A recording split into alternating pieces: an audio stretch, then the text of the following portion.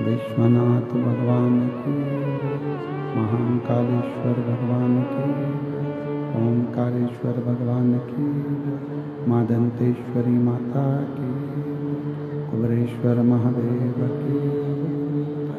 हर हर महादेव, हर हर महादेव, हर हर महादेव।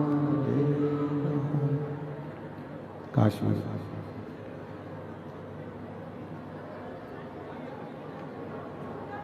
विश्वनाथ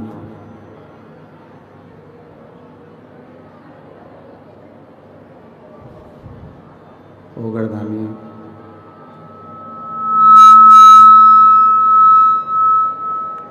त्रिकालदर्शी कैलाशी विनाशी भगवान शिव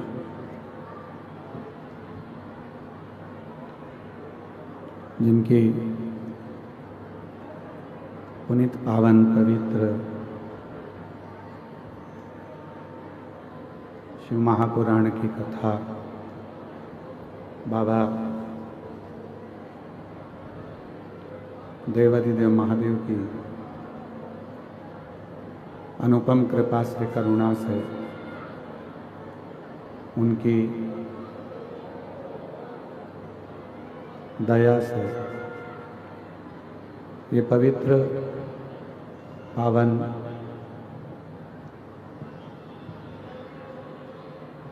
शिव महापुराण की कथा श्रवण करने का सौभाग्य बाबा देवाधिदेव महादेव भगवान शिव की कृपा से, करुणा से, माँ दंतेश्वरी के इस पवित्र पावन क्षेत्र पंडाल की आवाज खोलिए, पंडाल की।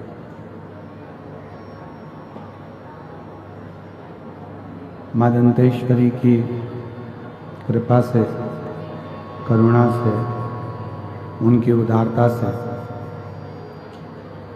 पवित्र पावन क्षेत्र दंतेवाड़ा के इस पवित्र गिदम क्षेत्र में, आवाज नहीं है पंडालों में, गिदम क्षेत्र में शिव महापुराण की पवित्र कथा श्रवण करने का सौभाग्य बाबा देवाधिदेव महादेव की कृपा से आप और हम सभी को प्राप्त हुआ है। बड़े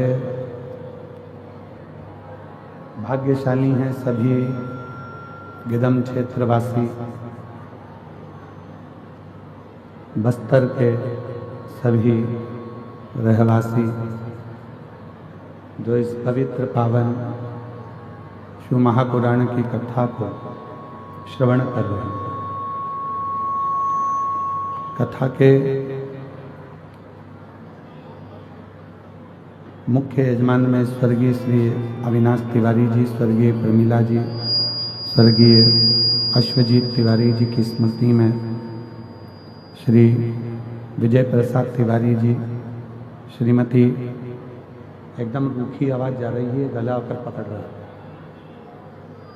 श्री विजय प्रसाद तिवारी जी, श्रीमती कमला तिवारी जी, श्री अभिलाष तिवारी जी, श्रीमती श्यामा तिवारी जी, श्री अभिनव तिवारी जी, श्रीमती शुभांगी तिवारी जी, श्री सुशील तिवारी जी, श्रीमती अरुणा तिवारी जी, श्रीमती अनुमेह तिवारी जी, श्री अभिजीत जी तिवारी जी, गिदम छत्तीसगढ़ से। एक बार सभी यजमान परिवार के लिए जोरदार ताली बजाकर उनका स्वागत, वंदन, अभिनंदन, जिन्होंने इस पवित्र पावन शिव महापुराण की कथा को श्रवण कराकर लाभान्वित किया। कथा मंडप में विराजमान स्वामी श्री विशुद्धानंद जी महाराज जी, शिवानंद आश्रम, गुमरगुंडा, दंतेवाड़ा, श्री विधायक महोदय श्री चेतराम अटामी जी, विधानसभा दंतेवाड़ा विधायक महोदय छत्तीसगढ़। एक बार इनके लिए भी जोरदार ताली बजाकर स्वागत, वंदन, अभिनंदन, जिनकी अथक प्रयास और बहुत अथक प्रयास से ये पवित्र पावन शिव महापुराण की कथा श्रवण करने का सौभाग्य आप और हमको प्राप्त हुआ है। पंडाल में आवाज नहीं आ रही है, पंडाल में आवाज नहीं जा रही है। भगवान शिव ओगड़दानी, त्रिकालदर्शी, कैलाशी, अविनाशी भगवान देवाधिदेव महादेव जो संपूर्ण विश्व का कल्याण करने वाले हैं, संपूर्ण जगत का उद्धार करने वाले हैं, पंडाल में आवाज नहीं जा रही है।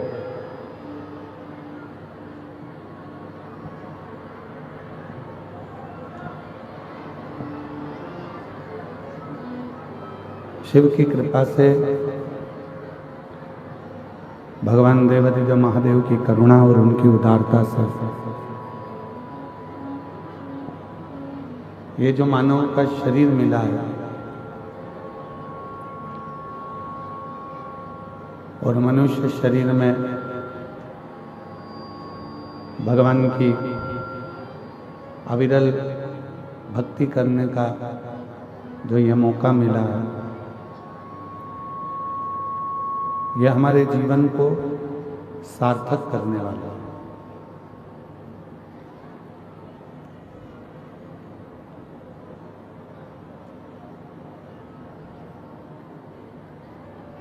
कथा मंडप में ही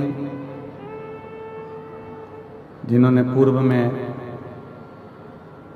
बस्तर के ही क्षेत्र में कच्चे गांवों में शिव महापुराण की कथा करवाई, ऐसे श्री जितेंद्र जायसवाल जी सा परिवार यहाँ पधारे हैं। एक बार उनके लिए भी जोरदार ताली बजाकर स्वागत वंदन।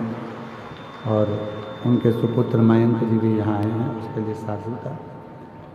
उसी बीच में हमारे बीच में जिन्होंने रायपुर में बड़ी दिव्य और भव्य कथा पूर्व में कराई, खंडेलवाल परिवार, खंडेलवाल जी, उनके भतीजे श्री विशाल जी पुत्र सागर जी खंडेलवाल, वो भी यहाँ आमंत्रित हैं। एक बार जोरदार ताली बजाकर उनका भी स्वागत वंदन अभिनंदन। और पुनः 2027 में आपके यहाँ फिर शिव महापुराण की कथा है, उसके लिए भी आपको साधुता है। शिव कृपा से, भगवान देवाधिदेव महादेव की करुणा और उनकी उदारता से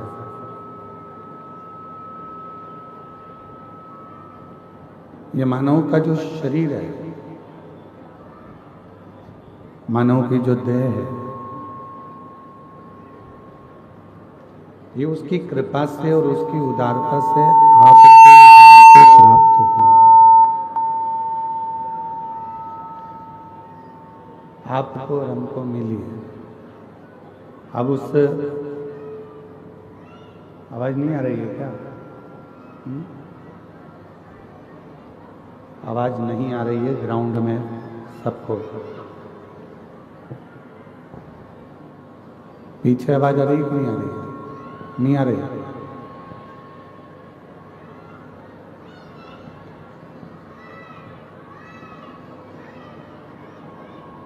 एक तो बड़ी मुश्किल से मानव का ये शरीर, मानव की देह आप और हमको प्राप्त होती है, और उस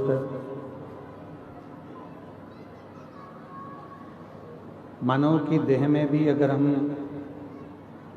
भगवान देवाधिदेव महादेव की अविरल भक्ति को धारण न कर पाए, भगवान शिव की अविरल भक्ति को अपने जीवन में न उतार पाए, तो फिर वो मनुष्य की देह लेना, प्राप्त करना व्यर्थ ही चली गई। उसका फिर कोई मूल तत्व ही नहीं रहा।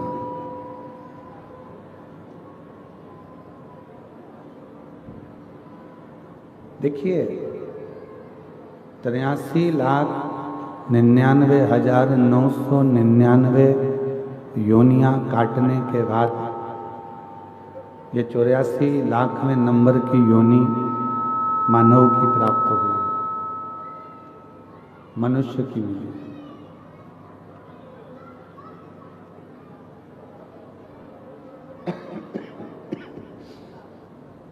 और बड़ी मुश्किल से प्राप्त हुई।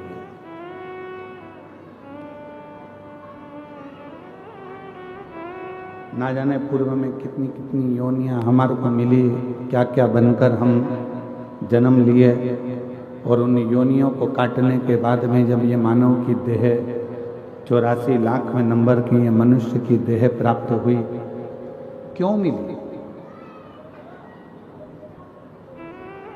जब इतनी योनियां हमने काट ली, कभी हम पशु बने, कभी पक्षी बने, कभी जलचर बने, कभी थलचर बने, कभी जीव बने, कभी जंतु बने, कभी आवाज सेट नहीं है बिल्कुल भी।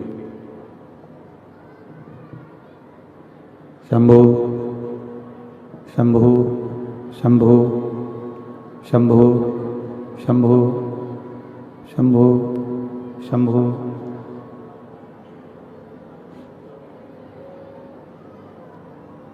83,99,999 योनियां जब हमने पूरी काट ली और 84,00,000वें नंबर की योनि आपको और हमको प्राप्त हुई। उस 84,00,000वें नंबर की जो योनि है, उस योनि को भी अगर हम व्यर्थ गवा दे, रेंद्र राधे, 84,00,000वें नंबर की योनि को भी अगर हम व्यर्थ में गवा दे, तो फिर उस योनि का कोई मोल तत्व ही नहीं।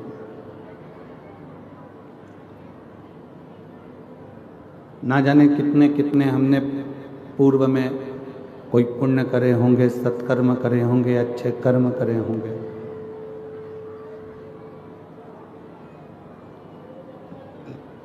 तब जाकर तो यह मानव की देह मिली। और मान लो उस मानव की देह को फिर हम गवा दे, व्यर्थ निकाल दें,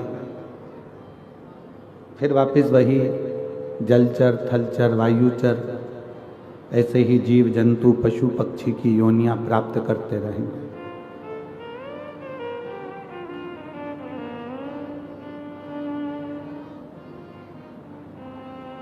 तैतीस कोटि देवताओं में केवल एक देव हैं, देवादिदेव महादेव, भगवान शिव, त्रिकालदर्शी, कैलाशी, अविनाशी शंकर।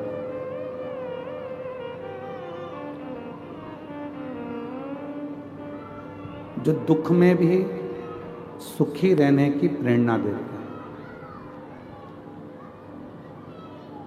तकलीफ जिंदगी में कितनी भी रहे, उसमें खुश रहने की प्रेरणा यदि कोई देते हैं तो वह देवादिदेव महादेव देते हैं।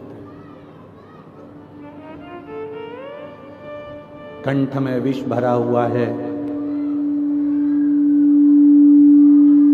तो भी उनके चेहरे पर प्रसन्नता।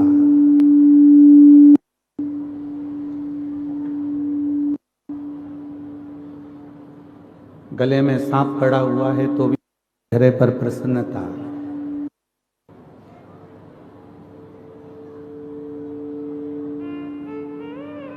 राधे तुम सेट करो थोड़ा।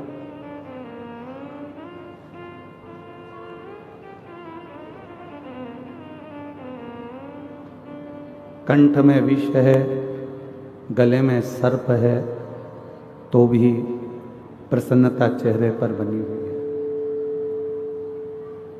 और यही प्रसन्नता आपकी जिंदगी में होना चाहिए। यही प्रसन्नता, उसका कारण क्या? ये प्रसन्नता आपके जीवन को श्रेष्ठ बनाए। कोई आपको कितने भी नंबर दे कि हमारी निगाह में आप ऐसे हो, हमारी निगाह में आप वैसे हो, आप ऐसे हो, आप वैसे हो, उससे कोई मायना नहीं रखता। कोई आपको चोर कह दे, कोई आपको साहूकार कह दे, वो भी मायना नहीं रखता। कोई आपको ताना दे दे, गाली दे दे, आड़ा टेढ़ा बोल दे, वो भी मायना नहीं रखता। मायना क्या रखता है कि आप अपनी निगाह में अपने आप को क्या समझते हैं।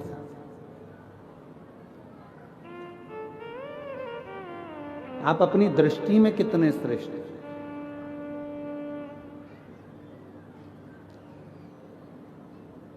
अच्छाई अपनी कंपनी का माल है, सत्यता अपनी फैक्ट्री का माल है। यदि आपके दृष्टि में आप सत्य हो, आपकी दृष्टि में यदि आप अच्छे हो, तो दुनिया में कोई भी मिलेगा ना, वो आपको सत्य ही नजर आएगा और अच्छा ही नजर आएगा, उसमें आपको कोई बुरा दिखेगा ही।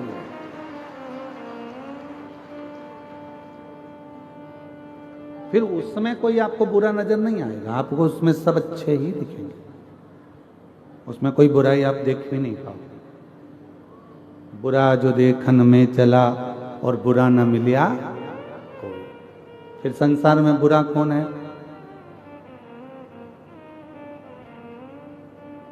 भाई बुरा देखने अपन चले और बुरा कोई नहीं मिला, तो संसार में बुरा कौन है? सियोर वाला महाराज। बुरा है कौन? हम बुरा देखेंगे तो हमको बुरा नजर आएगा, हम अच्छा देखेंगे तो हमको अच्छा नजर आएगा। हमने एक बात कच्चे की कथा में, जितेंद्र जी जायसवाल जी बैठे हैं, हमने कच्चे की कथा में एक बात कही थी आप लोगों को, आपके स्मरण में होगा। जितेंद्र जी, हमने वहां कहा था कि मोबाइल पर किसी की बुराई करना प्रारंभ कर दो तो ढेर सारे कमेंट्स आना प्रारंभ हो जाते हैं और ढेर सारे लोग कमेंट्स बुराइयों के करना चालू कर देते हैं। फिर हमने कच्चे की कथा में कहा था कि किसी की अच्छाई करना प्रारंभ कर दो, बड़ाई करना प्रारंभ कर दो, तो मैसेज बहुत कम आएंगे, कमेंट्स बहुत कम आएंगे। ये दुनिया की रीति है बेटी, ये दुनिया की रीत है। अच्छा संसार का व्यक्ति पचा नहीं पाता, इसलिए उसका एक काम रहता है कि कोई एक निंदा कर दे, उस निंदा पर हमें कमेंट्स करना है, उस निंदा को और आगे बढ़ाना है, उस निंदा को लेकर हमें चार चांद लगाना है, निंदा कर कर कर, निंदा कर कर कर।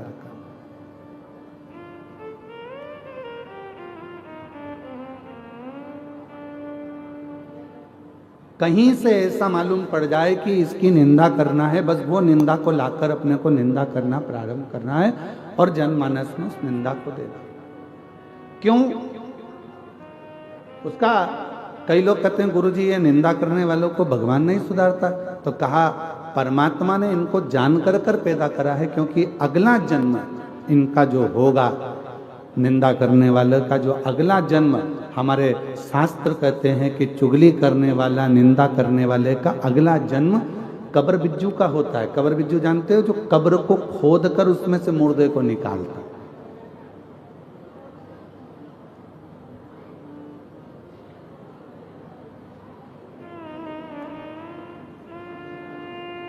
कोई श्रेष्ठ कर्म करा जाए। कभी अपनी जिंदगी में किसी की अच्छी बड़ाई करना प्रारंभ करो, कभी अपनी जिंदगी में आपकी दृष्टि में यदि अच्छाई होगी, आपको सब अच्छे नजर आएंगे, और आपकी दृष्टि में अगर बुराई भरी होगी तो पूरी जिंदगी आप बुराइयां ही ढूंढते रह जाओगे। चाहे अपने मोहल्ले में ढूंढोगे, मोहल्ले में बुराई ढूंढते ढूंढते थक जाओगे तो कॉलोनी में बुराइयां ढूंढोगे, परिवार में बुराइयां ढूंढोगे, परिवार में नहीं मिलेगी तो फिर सब दूर बुराइयां ढूंढते ढूंढते जब अपना गांव कम पड़ जाएगा तो दूसरे क्षेत्र में, दूसरे गांव में, दूसरे शहर में बुराइयां ढूंढना प्रारंभ करो। पर अच्छाई आपके पास में ग्रहण नहीं करता। भारत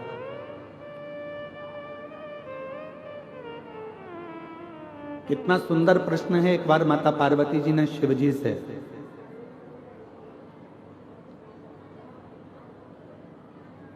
मां गंगा के घाट पर एक प्रश्न किया।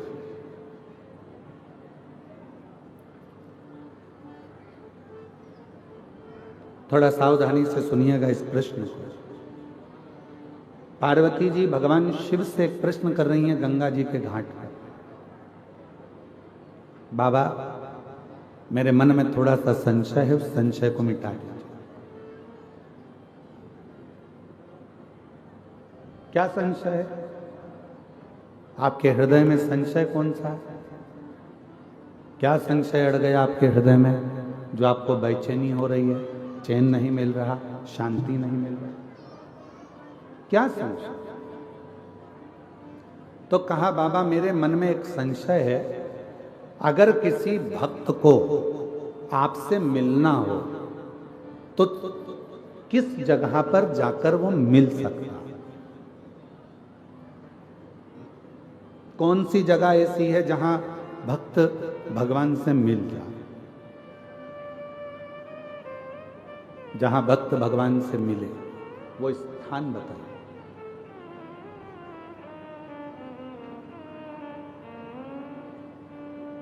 जैसे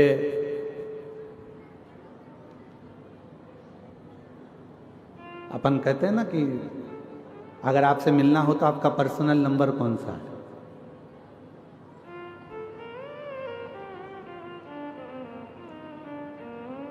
हमें अगर फोन करना है तो आपका पर्सनल नंबर कौन सा हो सकता है?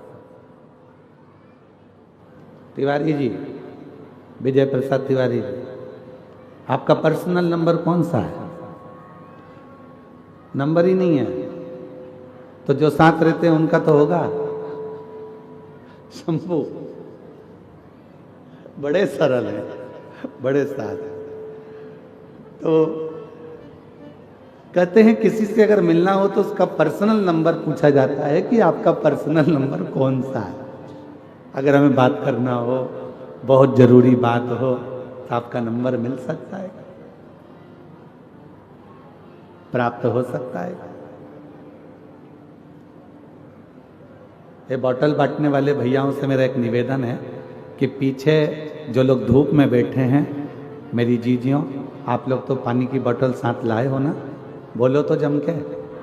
तो जो पीछे धूप में बैठे हैं उनसे निवेदन है कि यहाँ बाटल ना देकर जो वनवासी आदिवासी क्षेत्र के मेरे बहन भाई धूप में बैठे हुए हैं, आप उनको बाटल दीजिए पानी की और उनको प्रदान करें।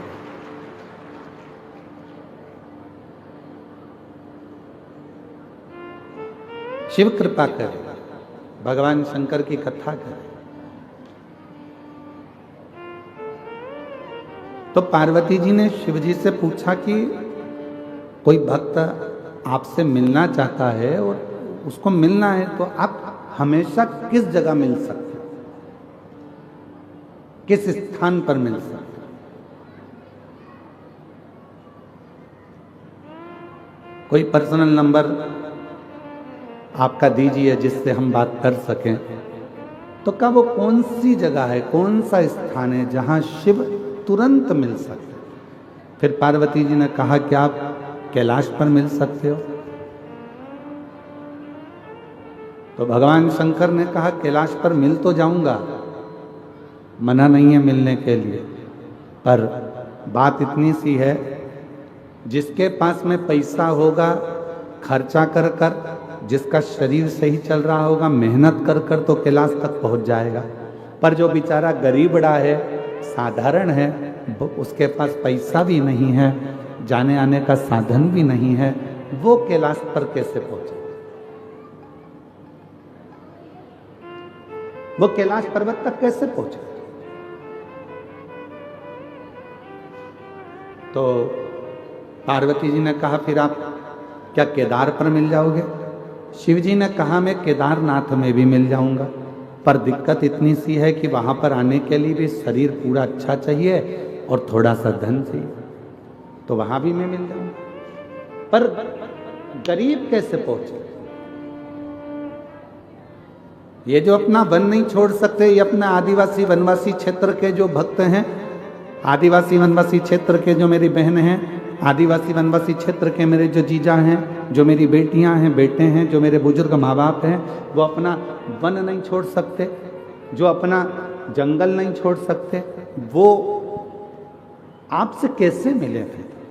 वो केदारनाथ भी नहीं जा सकते, वो कैलाश धाम भी नहीं जा सकते, वो विश्वनाथ भी नहीं जा सकते, वो सोमनाथ भी नहीं जा सकते, वो अमरनाथ भी नहीं जा सकते। तो इनके लिए कोई सरल साधन बता दो कि प्रभु मैं आपसे पूछना चाहती हूँ, कोई ऐसा नंबर बता दो जिससे तुरंत इनसे मिलना हो जाए, आपसे मिलना हो जाए।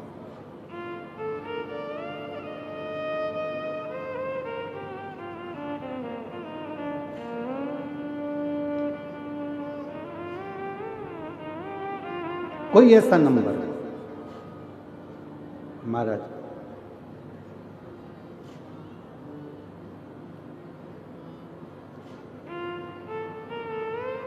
शिव जी मौन होकर बैठ गए। भगवान देव अधिदेव मौन, कुछ बोले। फिर पार्वती जी ने कहा, बताऊं ना, कैलाश पर साधारण व्यक्ति नहीं पहुंच सकता, केदार पर नहीं पहुंच सकता, काशी नहीं पहुंच सकता, कोई ऐसी जगह बता दो जहां पर आप तुरंत मिल जाएं। तब भगवान शिव जी ने कहा, पार्वती अगर मुझे तुरंत पाना है, एक क्षण में मुझे चाहिए, तो अपने दिल में मुझे झांक कर देखना प्रारंभ कर दो। मैं तुम्हारे हृदय में विराजमान, मैं अपने हृदय क्या, दिल में।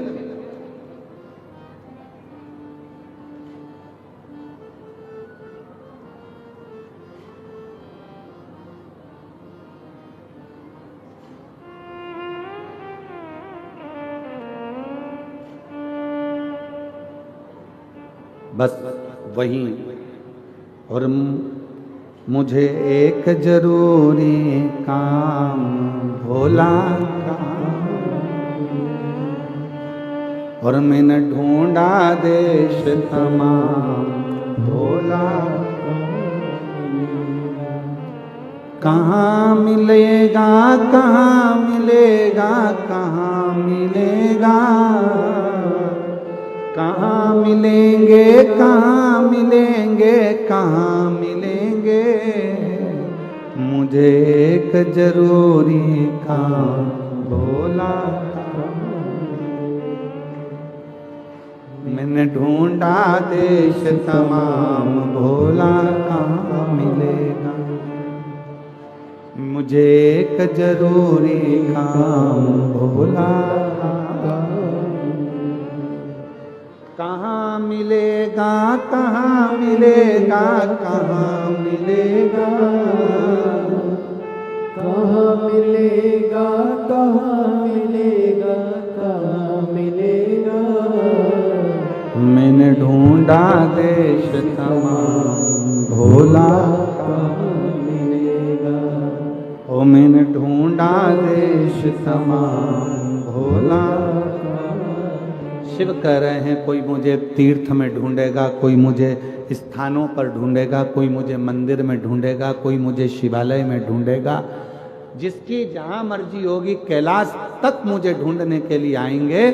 दुनिया के लोग सब जगह ढूंढते हैं, पर ईश्वर जो उसके अंदर बैठा हुआ है वो अंदर झांक कर नहीं देखता। जिस दिन वो अंदर झांकेगा, अंदर झांकने के लिए, अपने भीतर खोजने के लिए क्या करना पड़ेगा? तो कहा, किसी एकांत में बैठकर, कहीं एकांत में बैठकर जब आप शंकर के ओम नाद को करोगे तो वो भीतर से प्रकट होकर तुम्हारे सम्मुख में आकर खड़ा हो जाए, भीतर से।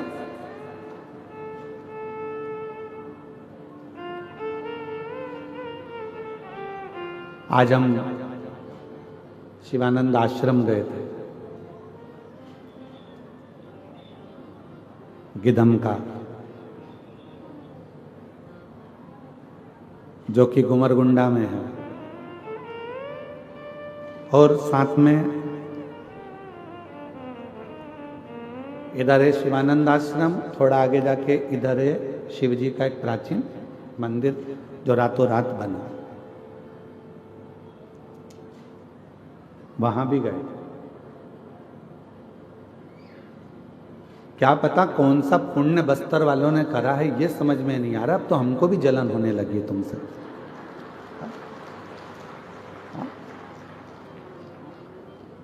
ना जाने कौन सा पुण्य करा। इतने सुंदर सुंदर शंकर के शिवलिंग, इतने सुंदर सुंदर मंदिर, और आश्चर्य है।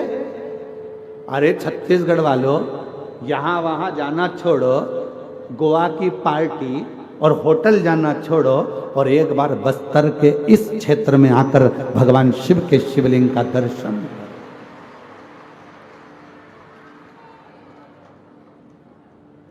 शिवलिंग का दर्शन।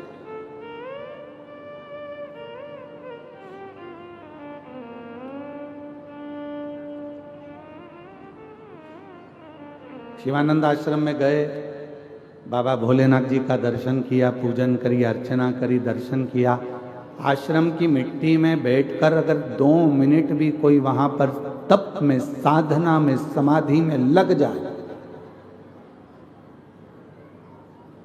मैं विशुद्धानंद महाराज स्वामी को प्रणाम करता हूं।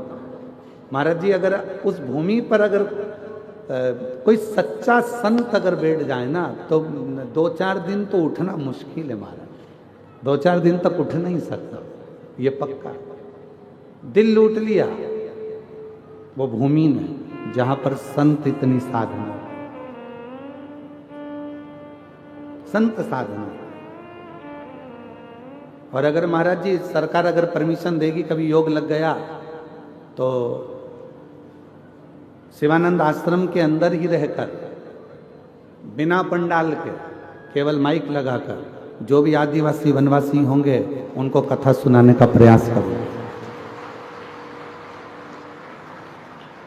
वहां पंडाल नहीं लगाऊंगा, बिना पंडाल के जहां जिसको जगह मिल जाए वो वहां बैठ जाना और अपनी कथा का रस तत्व ग्रहण करना। कभी अगर प्रशासन अनुमति देगा तब, बाबा की कृपा। क्योंकि खर्चा काय में होता है, पंडाल में हो जाता है, तो ये खत्म, टेंशन ही मिटा दे। तो बैठो खुले में, और माइक सिस्टम का भी सभी नहीं देना है शिवानंद आश्रम और पूरे वनवासी आदिवासी वालों को, वो भी हम लेकर आएंगे।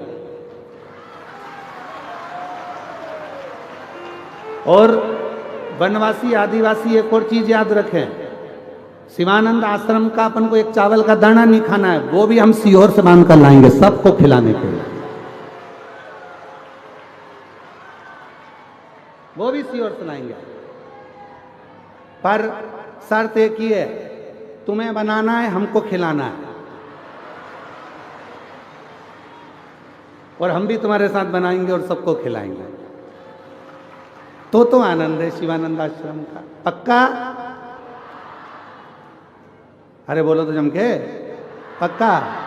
बस तो फिर कहाँ है तिवारी जी, कहाँ गए? जरा ढूंढने तो, हटो जरा, हटो। तिवारी जी कहाँ है? हाँ जरा खड़े हो जाओ। तुम्हारे बेटे कहाँ गए? वो दिख नहीं रहे। और तुम्हारी समिति के सदस्य कहाँ है? जरा 4-5 कहाँ है समिति के सदस्य? 4-5-6, हाँ सब खड़े हो जरा। कहाँ है समिति वाले? कहाँ है?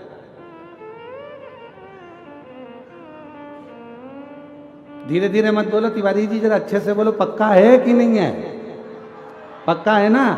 हाँ, तुमसे कुछ नहीं चाहिए, सब भोलेनाथ करेंगे शिवानंद आश्रम में, बाबा बैठा है करने वाला। बस तो फिर प्रयास करेंगे शीघ्र जब भी कोई साल 1.5 साल के अंदर, 1.5 साल के अंदर कोई भी ऐसा योग बन गया और परमिशन अगर मिल गई प्रशासन ने कि हाँ उस जंगल क्षेत्र में, उस आश्रम के अंदर आप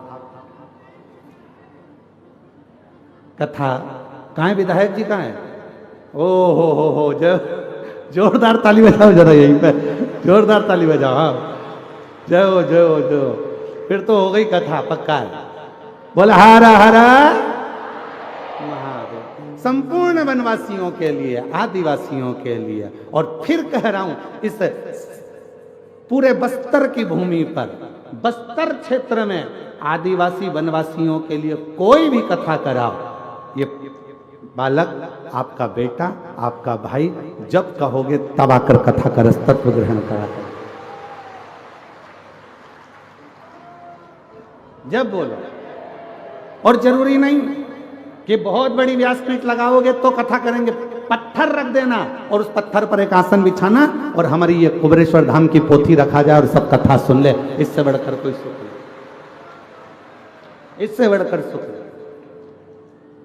शिव कथा है महाराज विराट। साधुवाद आप लोगों को बहुत बहुत धन्यवाद, बहुत बहुत साधु। और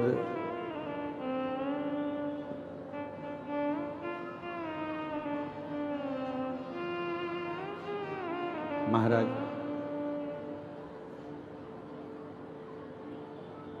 भगवान देव अधिदेव महादेव से मिलने का एक सुख, यही शिव तत्व है, मिलने का सुख।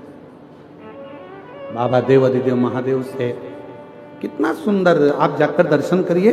पूरे क्षेत्र में पूरे बस्तर क्षेत्र में दंतेवाड़ा के आसपास का जितना क्षेत्र है पूरे क्षेत्र में घूमकर देखिए, हर मिट्टी के अंदर से, खेत के अंदर से शंकर का शिवलिंग प्रकट होता रहता है, हर मिट्टी में से, हर।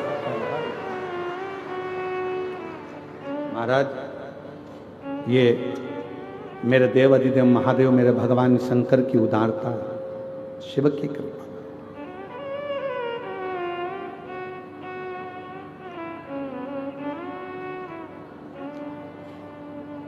कोई उनको बूढ़ा देव कहकर पूछता है, कोई उनको पाट देव कहकर पूछता है, कोई उनको अंगादेव कहकर पूछता है, जिसकी जो मर्जी होती है।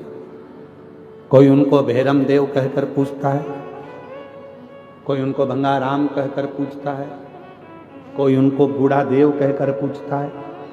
जिसकी जो मर्जी हो, भगवान देवाधिदेव महादेव को वो उस रूप में पूछता, उस रूप। बस आपका विश्वास, आपकी दृढ़ता और आपकी भक्ति शिव के करीब में जाए, ये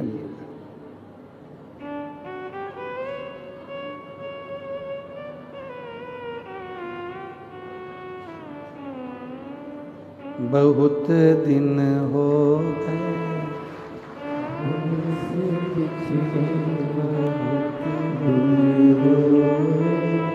भोले से बिछड़े, भोले से बिछड़े, महादेव से बिछड़े, भोले से बिछड़े, महादेव से बिछड़े। और वास्तवता है, बिल्कुल सत्य है। ये भजन यहीं पर बना, यहीं पर गाया पहली बार, और इस जगह पर भजन इसलिए बना क्योंकि यहाँ शिवजी इतने समय से विराजमान थे। बहुत दिन हो गए भोले से बिछड़े, बहुत दिन हो गए भोले से बिछड़े। मेरे भोले बाबा को सांप ही भावे, मेरे भोले बाबा को सांप ही भावे, मेरे भोले बाबा को सांप ही भावे, मेरे भोले बोलो बोलो बोलो को सांप ही भावे। बहुत दिन हो गए सांप को देखे, बहुत दिन हो गए सांप को देखे, बहुत दिन हो गए सांप को देखे, बहुत दिन हो गए सांप को देखे, बहुत दिन हो गए भोले से बिछड़े, बहुत दिन हो गए भोले से बिछड़े, भोले जी से बिछड़े, महादेव से बिछड़े, भोले जी से बिछड़े, महादेव से बिछड़े, ओ भोले जी से बिछड़े, महादेव से बिछड़े, भोले से बिछड़े, महादेव से बिछड़े। बहुत दिन हो गए भोले से बिछड़े, बहुत दिन हो गए भोले से बिछड़े, बहुत दिन हो गए भोले से बिछड़े।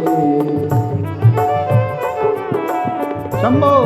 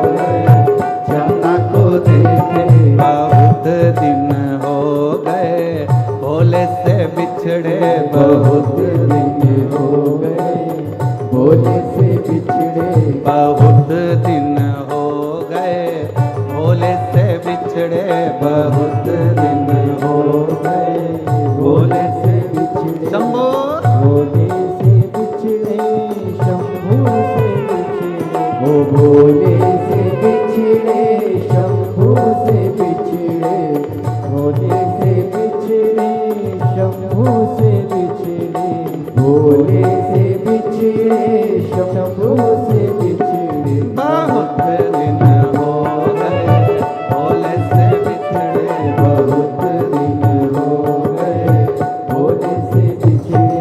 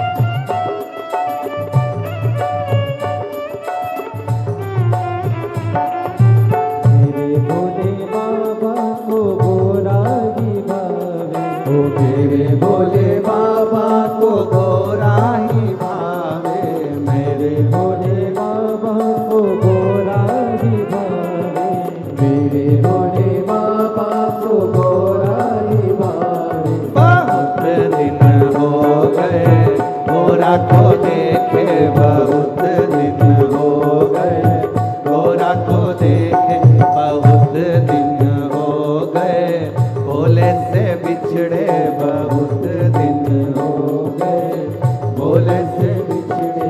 ओ भोले जी से बिछड़े महादेव से बिछड़े, भोले जी से बिछड़े महादेव से बिछड़े, ओ भोले जी से बिछड़े महादेव से बिछड़े।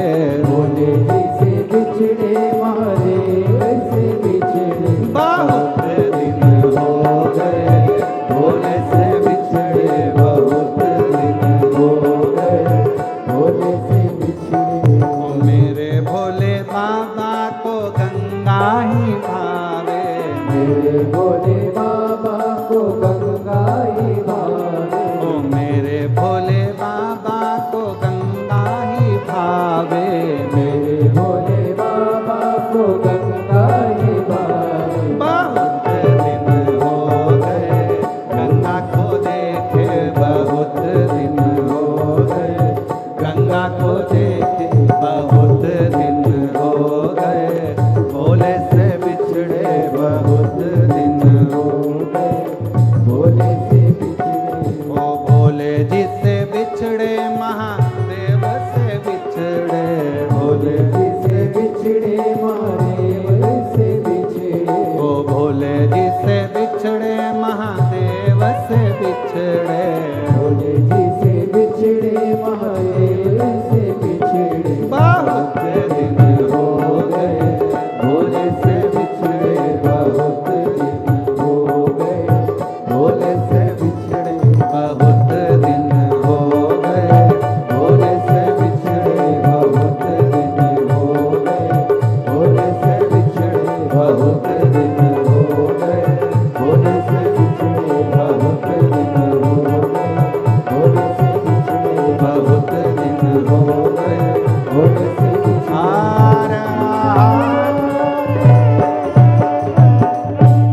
अपने स्थान पर बैठकर भगवान देवज्ञ महादेव से प्रार्थना करिए, विनय करिए। आज मौका मिला है, कथा का छठा दिवस है।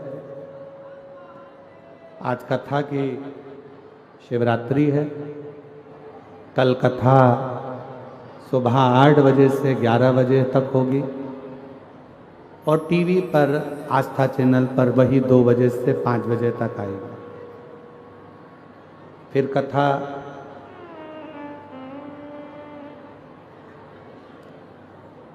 17 तारीख से 21 तारीख तक 5 दिवसीय दुर्ग जिले में नकपुरा पंचायत 1 बजे से 4 बजे तक होगी। फिर 24 तारीख से 28 दिसंबर तक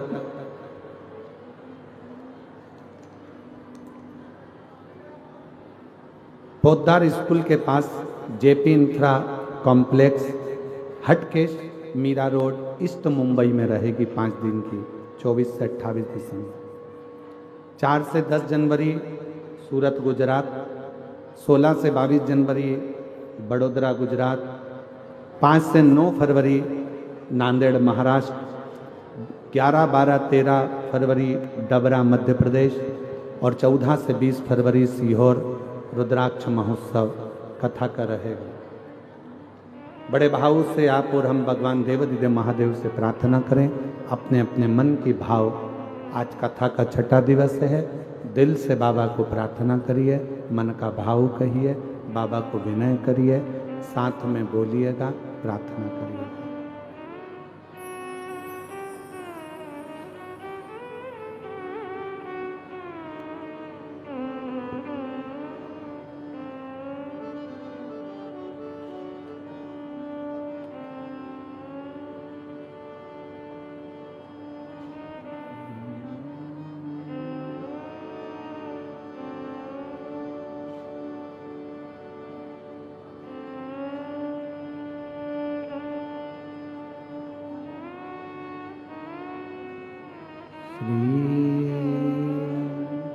शिवाय नमस्तुभ्यं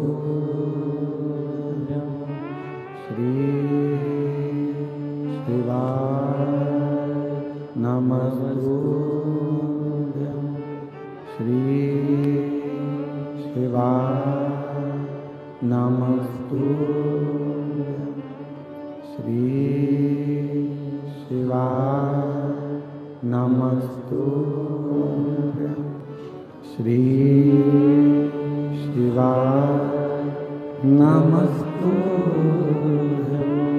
भोला सब दुख काटो हमारा, ओ भोला सब दुख काटो हमारा। शिव शंकर जपूं तेरी माला, भोले बाबा जपूं तेरी माला। भोला सब दुख काटो हमारा, ओ भोला सब दुख काटो हमारा। वेश मंगलकारी, वेश मंगलकारी। शमशान वासी हमारा, शमशान वासी हमारा। ओ भोला सब दुख काटो हमारा, ओ भोला सब दुख काटो हमारा।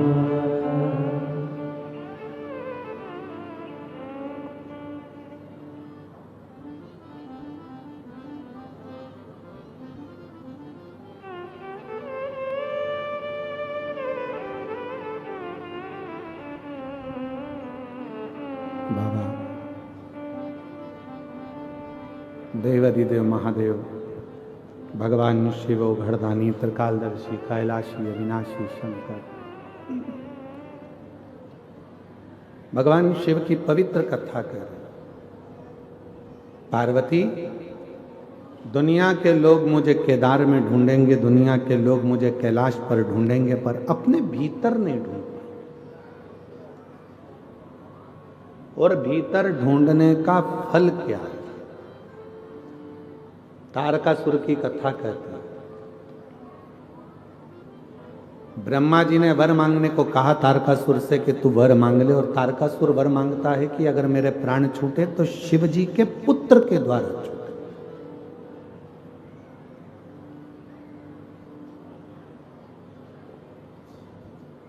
मांगा क्या कि भगवान शंकर के बेटे के द्वारा मेरे प्राण छूटे। और शिव जी तो समाधि में लीन थे।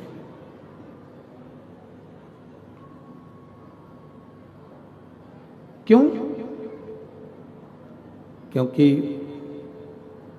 सती माता ने अपने प्राणों को त्याग दिया था।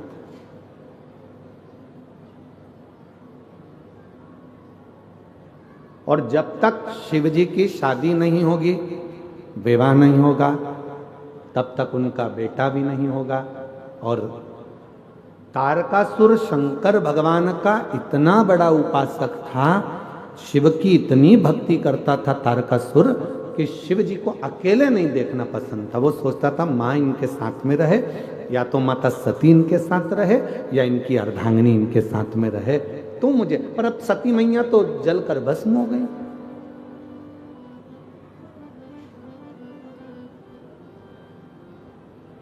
और माता सती जब जलकर भस्म हो गई हैं तो शिव अकेले रहे तो ये मुझे पसंद नहीं।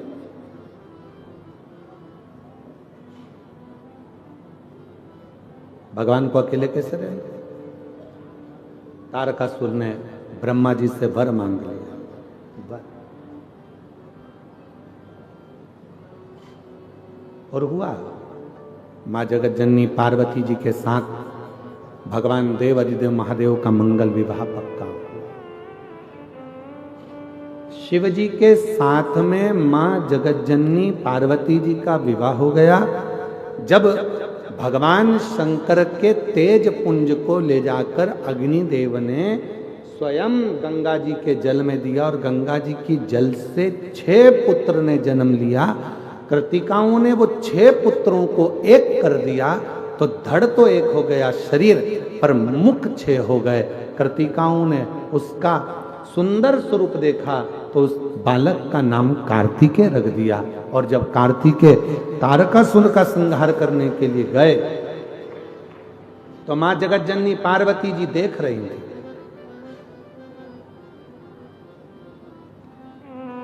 दर्शन कर रही थी।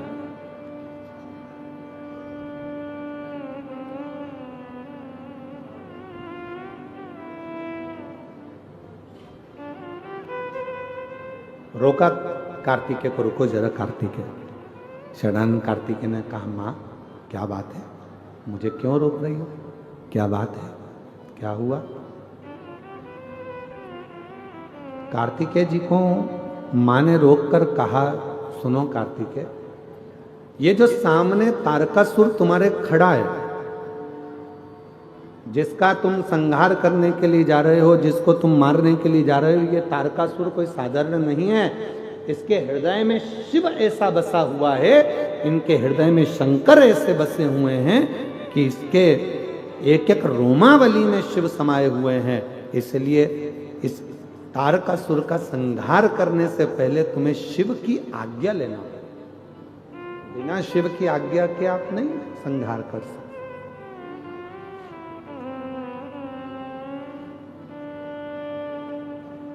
कितना भी प्रयास कर लेना, शिव महापुराण की कथा में आप पहुंच ही नहीं सकते जब तक मेरे देव अधिदेव महादेव खुद तुमको इशारा कर ना बुला ले, तब तक तुम कथा में नहीं आ सकते। आप नहीं पहुंच पाएगा।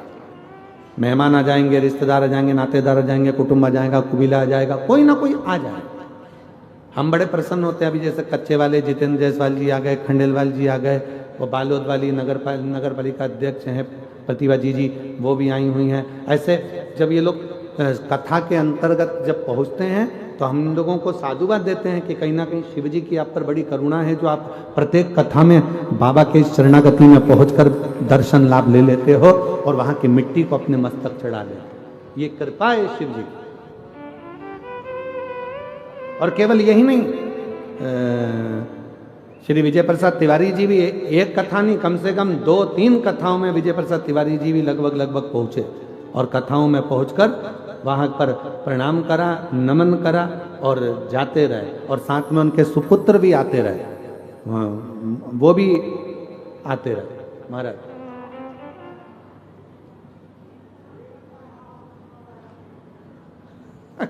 बाबा कराएगा, शिव जी की कृपा होगी, शंभु। ये भी आते रहे।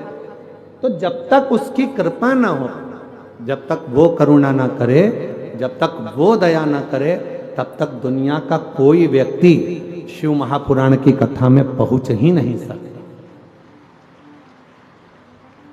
सभी कथाओं में जाना सरल है। श्रीमद् भागवत कथा में पहुंच जाओगे, श्री रामचरितमानस में पहुंच जाओगे, गीता जी में पहुंच जाओगे, विष्णु पुराण में पहुंच जाओगे, नर्मदा पुराण में पहुंच जाओगे, अग्नि पुराण में पहुंच जाओगे, लिंग पुराण में पहुंच जाओगे, नारद पुराण में पहुंच जाओगे, भविष्य पुराण में पहुंच जाओगे, नरसिंह पुराण में पहुंच जाओगे, नारद पुराण, आदि कादिक पद्म पुराण, जितनी पुराणे हैं सारी पुराण में जाना सरल है, और शिव महापुराण में जाना कठिन है। क्यों? क्योंकि ये वो पुराण है, शंकर भगवान उसी को कथा में बुलाते हैं जिसको शंकर भगवान को देना होता है, वरना बुलाते ही नहीं।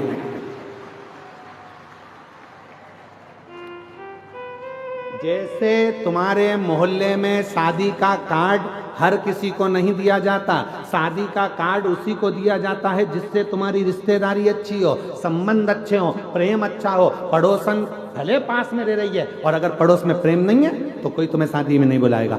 भले तुम्हारी सगी बहन है पर प्रेम नहीं है, नहीं बुलाएंगे। कई कई भाइयों में प्रेम नहीं रहता, एक दूसरे को नहीं बुलाते, प्रेम होगा तो बुलाएंगे, और उसी को बुलाया जाता है। जितनी बहन बेटियों को शादी में बुलाया जाता है, उतनी बहन बेटियों को साड़ी देकर विदा, बोलो बोलो सही है कि साड़ी देके विदा करा जाता है। तो हम क्या बोलते हैं? मेरी जीजियों, मेरे जीजाओं, अर्थात इस कथा के मंडप में जितनी बेटियां आती हैं सब मेरे शंकर भगवान की बेटियां हैं। जब जाती हैं तो कुछ ना कुछ देकर भोले बाबा विदा करते हैं, और वो जो देता है वो दुनिया में कोई नहीं देता, जो वो देता है। एक माता जी ने लिखा पत्र में,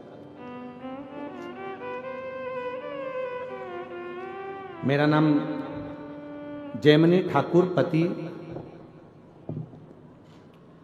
खतुम सिंह ठाकुर, जिला बस्तर के रहने वाले। कहीं बैठी हो ठाकुर? अगर बैठे हो तो हाथ हिलाइएगा। अगर कहीं बैठे हो, मेरा नाम जयमनी ठाकुर, पति खतु सिंह ठाकुर, कहीं बैठे हो? आप ही हैं, हाथ हिलाइएगा। बच्चा आया है साथ में, आ जाइए, ले आइए। गुरु जी, हम बस्तर के रहने वाले हैं। शिव महापुराण की कथा का वर्णन करना चाहती हूं जो पंडाल में बैठकर पाया मैंने। मेरा 19 साल का बेटा किसी कारणवश मर गया, उसका निधन हो गया। मेरा 19 साल का बेटा मर गया, और 19 साल का बेटा मरने के बाद बहुत टूट गई। एक ही बेटा था, उसी का आसरा था, चले गया गुरुदेव। शिव महापुराण की कथा में जैसे तैसे दिल लगाया। मेरी उम्र हो गई 44 साल की, और 44 साल की उम्र में मैंने भगवान भोलेनाथ की प्रार्थना करी तो बाबा ने मुझको एक बेटा दे दिया। एक बेटा दे दिया। पूरी बात तो सुनो, ताली बजाने बैठ गए।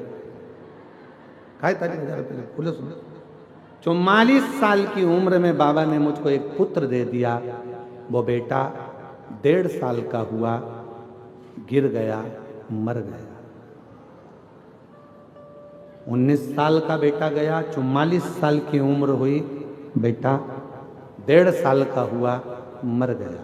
इतनी टूट गई, भोले बाबा आपने मुझे बेटा तो दिया, फिर वापिस ले लिया। बाबा कृपा करो। डॉक्टर को क्या बोलूं मैं? फिर किसी ने कहा एक बार फिर बाबा की कथा सुनो।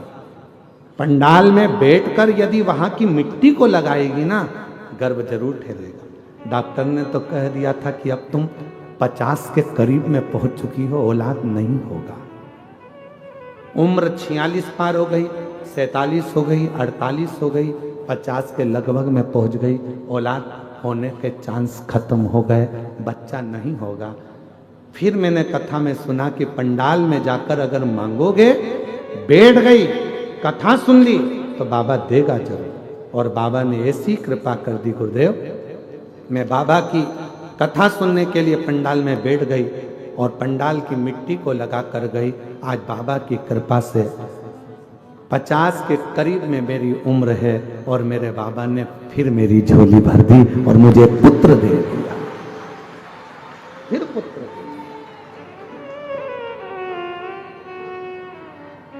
तुम उसकी बेटी हो।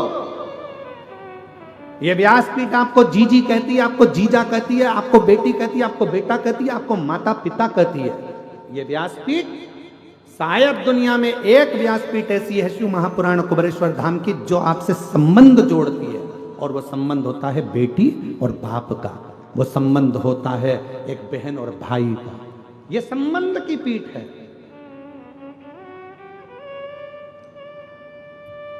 झारखंड में बाबा वैद्यनाथ जी विराजमान है, जिनको देवघर कहा जाता है। क्या कहते हैं उसको? देवघर।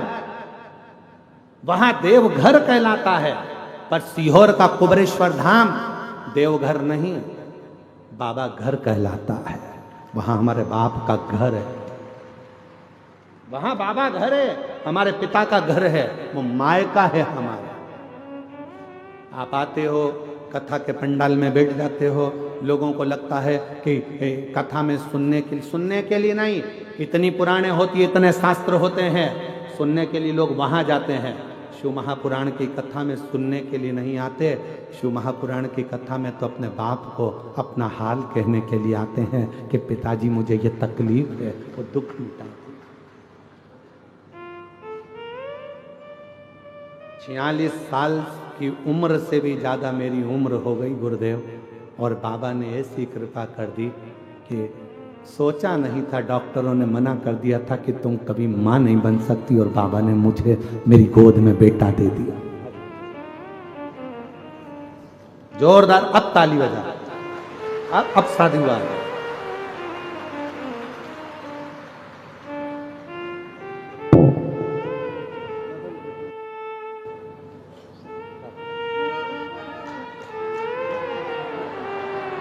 आंसू पोछो, आंसू पोछ पहले, बाबा ने दे दिया ना, तो आंसू पोछो।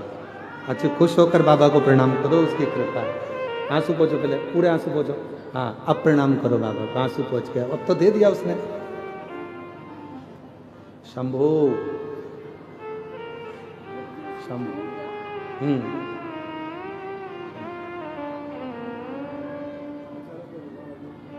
बाबा शंभू, ले बेटा।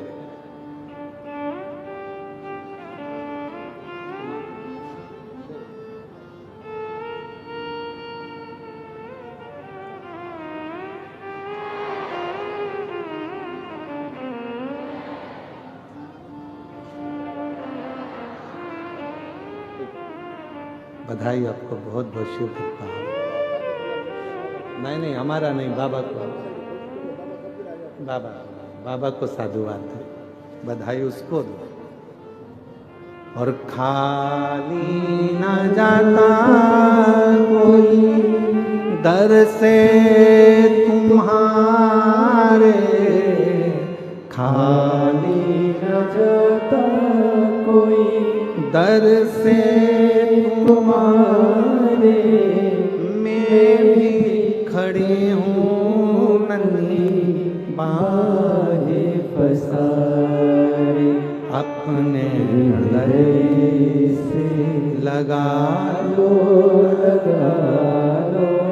गिरी जा रही हो, उठा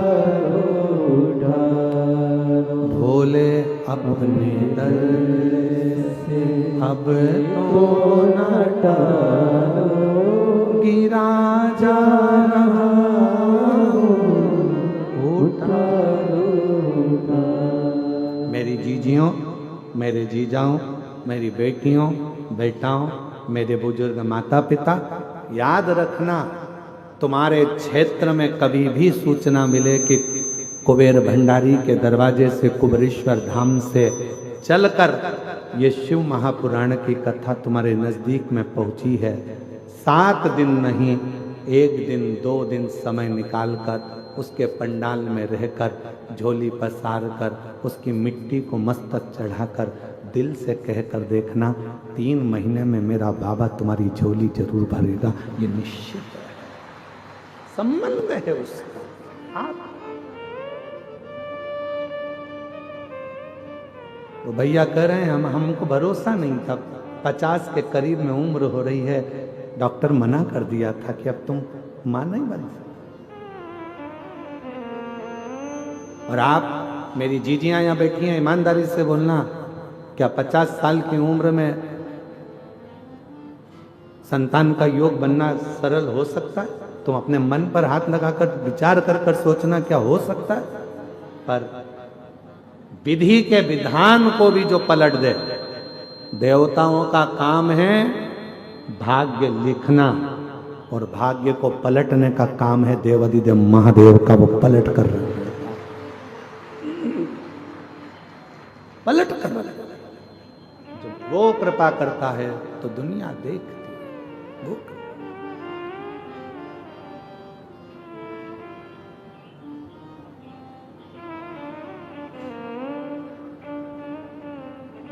महाराज शिव कह रहे हैं,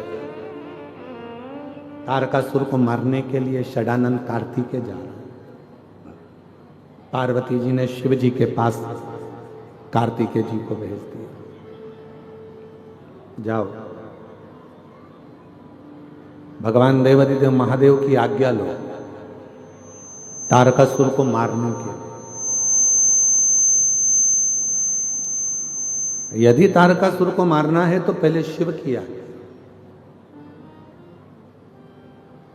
शंकर का कोई भक्त है, उस पर इल्जाम लगाना सरल है, गाली देना सरल है, उसको अपशब्द कहना सरल है, उसकी निंदा करना सरल है, उसकी बुराई करना सरल है। पर याद रखना, शिव भक्त की तुम निंदा कर सकते हो, बुराई कर सकते हो, उसके लिए गलत गलत बोल सकते हो, पर वो शिव भक्त पलट कर जवाब नहीं देगा। उसका जवाब एक दिन ऐसा समय का चक्र घूमेगा कि वो महाकाल पछिट कर जवाब निकालवाएगा कि तूने क्या बोला और कैसे बोला।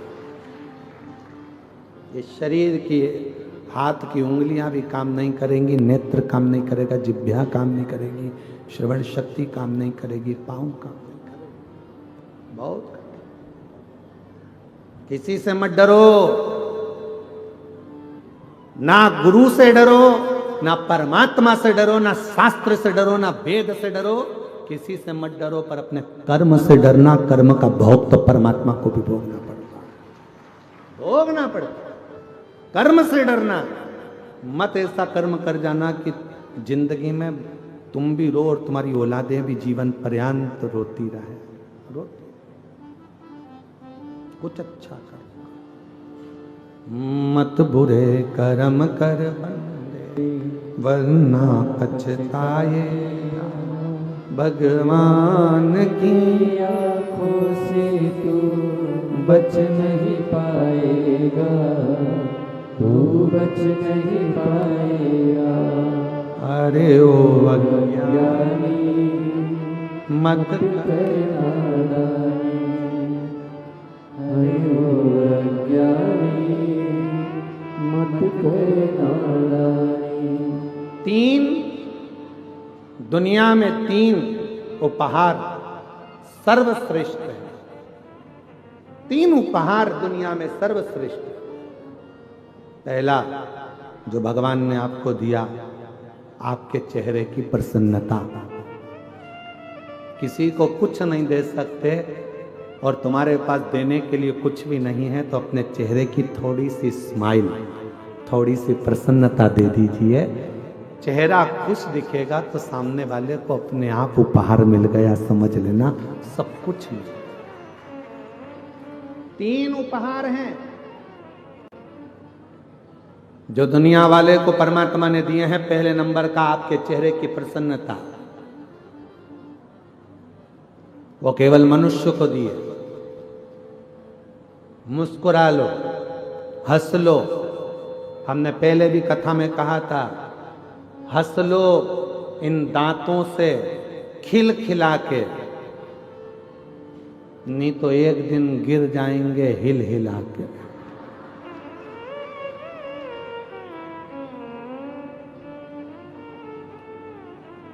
ये सोफा सेट फिर बाद में किसी काम का नहीं रहेगा, फिर नकली सोफा सेट लाके जड़ना पड़ेगा, और वो भी जम के चने वने खा गए तो नीचे आके गिर जाएगा। इसीलिए थोड़ा सावधानी रखिए। 3 दुनिया के लोगों को मेरे भोले बाबा ने 3 उपहार दिए हैं देने के लिए। पहला है चेहरे की, बोलो बोलो जम के, प्रसन्नता। दूसरा उपहार है आपके मुख की मीठी वाणी। यह भी दुनिया का सबसे श्रेष्ठ उपहार है। किसी को कुछ नहीं दे सकते, मीठा बोलकर उसका आदर कर लो। दुनिया की सबसे बड़ी दौलत आपने दे दी, समझ लो, सबसे बड़ी दौलत। अभी तुम यहां बैठे हो, जरा सा टेढ़ा आड़ा बोल के देखो, हट जाओ। गुस्से में तुमने अपशब्द कर दिया, गाली दे दी, आड़ा टेढ़ा कर दिया। ध्यान। एक दिन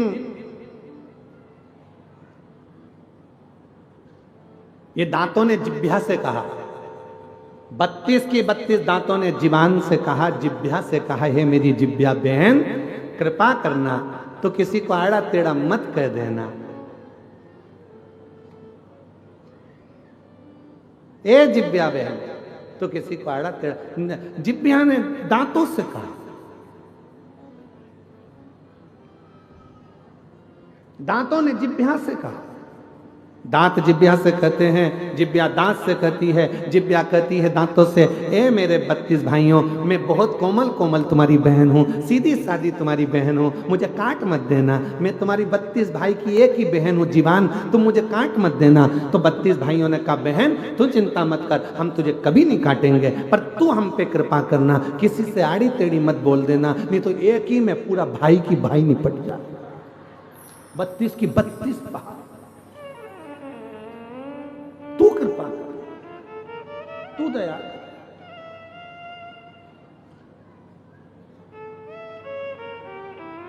पहला उपहार दिया है मेरे भोलेनाथ ने आपको, मनुष्य को, दुनिया को देने के लिए पहला उपहार दिया। क्या? चेहरे की प्रसन्नता। हंस लो इन दांतों से खिल खिला के, नहीं तो बाद में निकलेंगे हिल हिला के। बहुत बुरी हालत। और दूसरे नंबर पर उपहार दिया है मेरे भोले मामा ने आपको मीठी वाणी। जितना प्रेम से बोल सकते हो, किसी को धन नहीं दे सकते, दौलत नहीं दे सकते, अच्छे से व्यवहार कुछ नहीं दे सकते, तो अपनी मीठी वाणी से बस उसको प्रेम से बोल लो, वो भी उपहार है। और महाराज, तीसरे नंबर का उपहार भगवान भोलेनाथ ने जो दुनिया को दिया है, वो है सम्मान करना, आदर करना, सत्कार करना। कुछ मत करो, किसी को कुछ नहीं दे सकते तो आदर दे दो। आओ भैया जी बैठो, भाभी जी कैसे हैं, भैया ठीक हैं, काका जी ठीक हैं, काकी जी ठीक हैं। ये आदर के शब्द एक दूसरे को देना प्रारंभ कर दो। सुबह से उठो, सास से कितना भी झगड़ा हो तो भी उससे प्रेम से आदर पूर्वक बात करो। और सास से निवेदन है, बहू कितनी भी गलती करे उसकी गलतियों को माफ कर कर बेटी जैसा आदर देकर उसको गले लगाना प्रारंभ करो। वो आदर का संस्कार, वो आदर का संस्कार। ये 3 उपहार हैं जो मेरे भोले बाबा ने दुनिया के लोगों को दिए।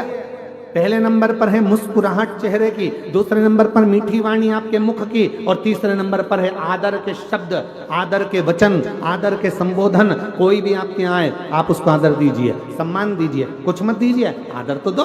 साहब कहाँ से आए हो, बैठो ना साहब, राम राम साहब, कृष्ण जी साहब, श्री शिवाय नमस्तुभ्यम, हर हर महादेव भैया जी, क्या बात है, कैसे हो। आदर का संबोधन। घर में आए हुए ना जाने कौन सा पुण्य करा होगा जो तुम्हारे यहाँ कोई आ रहा है। अगर पुण्य भी नहीं होता तो कोई किसी के यहाँ जाता भी नहीं। कौन सा पुण्य करा।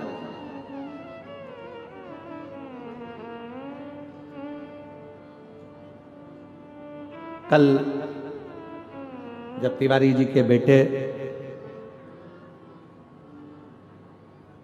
श्री अभिलाष जी कल जब आए थे शाम को, तो कोई मिलने आए थे, तो उनके साथ में वो बोल रहे थे, अभिलाष जी के साथ जो आए थे वो बोल रहे थे कि गुरुजी, हमने हमारी जिंदगी में बस्तर क्षेत्र में इतनी भीड़ और इतने श्रोता, वो भी वनवासी और आदिवासी, कभी नहीं देखे जो एक जगह पर इकट्ठे होकर इस कथा कर इस तत्व ग्रहण।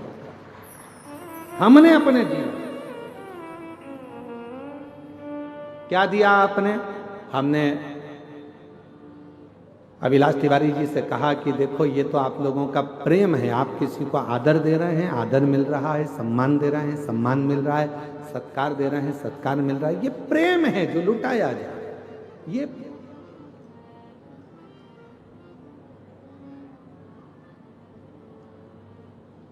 रामचरितमानस, रामायण किस किसने देखी है, किस किसने सुनी है, किस किसने पढ़ी है? हाथ उठाओ जरा। सबने पढ़ी, सबने देखी, सबने सुनी, रख लो हाथ। रामायण में, रामचरितमानस में पढ़ा होगा, सुना होगा, देखा होगा। जितने भी उस रामचरितमानस में मिले, जितने भी पात्र थे, सबको रोते हुए देखा होगा। दशरथ जी भी रोए थे अपने पुत्र के वियोग में, कौशल्या मैया, कैकेयी मैया, सुमित्रा जी भी रोई थी दशरथ के वियोग में, भरत जी रोए राम जी के वियोग में, राम जी रोए अपनी मैया और पिता के वियोग में, माँ जानकी जी भी रोई, जनक जी रोए अपनी बेटी की दशा देखकर, केवट निषाद राज रोए, यहाँ तक गिद्धराज जटायु भी रोए, यहाँ तक लंका का राजा रावण अपनी औलाद के लिए रोया, मंदोदरी भी रोई। जितने पात्र थे रामचरितमानस के, सब रोते हुए दिखे। केवल एक पात्र था रामचरितमानस का, जो थे श्री हनुमान जी महाराज, वो कभी रोते हुए नहीं दिखे। जिनकी आंखों में कभी आंसू नहीं दिखे, जिनने कभी रोया नहीं, उनकी आंख से आंसू बहा नहीं। एक बार लक्ष्मण जी के मन में यह बात आ गई कि मैं रोया, आप रोए, भरत रोए, शत्रुघ्न रोए, माँ जानकी जी रोई, माता कौशल्या, कैकेयी, सुमित्रा रोई, केवट रोए, दशरथ जी रोए, जनक जी रोए, सुमंत्र जी रोए। जितने भी सभासद थे, सब गुरु की आंख में आंसू था, पर ये हनुमान क्यों नहीं रोते हैं? तब राम जी ने कहा, यह हनुमान नहीं है, ये शिव का स्वरूप है, और शंकर कैसी भी परिस्थिति हो, हर परिस्थिति में मुस्कुराना जानते हैं, वो शिव है। और संसार का सबसे बड़ा गुण तत्व यही है, हर परिस्थिति में आप मुस्कुराइए। दुख आएगा, मनुष्य का शरीर है, ऐसा कौन है व्यक्ति जिसकी जिंदगी में दुख नहीं आया? कौन है? राम जी के जीवन में भी दुख आया, तो कृष्ण भगवान के जीवन में भी दुख आया। जितने भगवान के अवतार हुए, हर अवतार में दुख आया। ऐसा संसार में कोई नहीं जन्मा जिसकी जिंदगी में दुख नहीं आया। दुख आएगा, पर उस दुख में भी मुस्कुराना सीख लिया तो समझ लो कि शिव की कृपा होना प्रारंभ हो गई। हम मुस्कुराए, तकलीफ आए मुस्कुर, कोई दिक्कत, बीमारी आई है ना, आ गई ना, बड़ा रोग आ गया ना, तकलीफ आ गई ना, धीरे से जाएगी। पर अपन क्यों रोए उस बीमारी के चक्कर में? इतना बड़ा बीमारी हो गई, मेरा लीवर खराब हो गया, किडनी बेकार हो गई, थायराइड हो गया, घुटने बेकार हो गए, कहीं ये हो गया, और रोने रोने में जिंदगी निकाल दे। बीमारी आई है, सोचते रहोगे, सोचते रहोगे, सोचते रहोगे, तो बीमार पड़े रहोगे, बीमार पड़े रहोगे।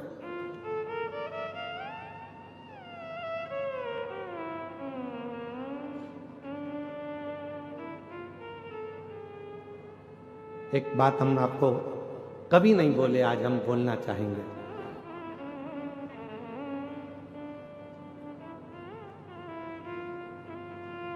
– 2021 की बात। एक लड़की हरियाणा की एक बेटी अपनी मम्मी को लेकर पापा के साथ आई। मम्मी पापा दोनों थे।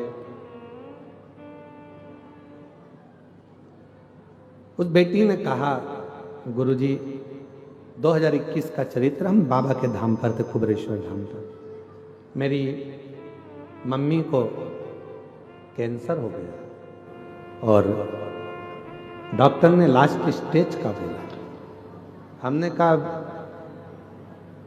मम्मी को मालूम पड़ गया? हाँ, बहुत रोती है, बहुत। ठीक है, ऑपरेशन का बोला है क्या? नहीं, इनकी उम्र हो चुकी है बहुत, तो अब ऑपरेशन का डॉक्टर मना कर। गठान भी बड़ी है, कैंसर भी है।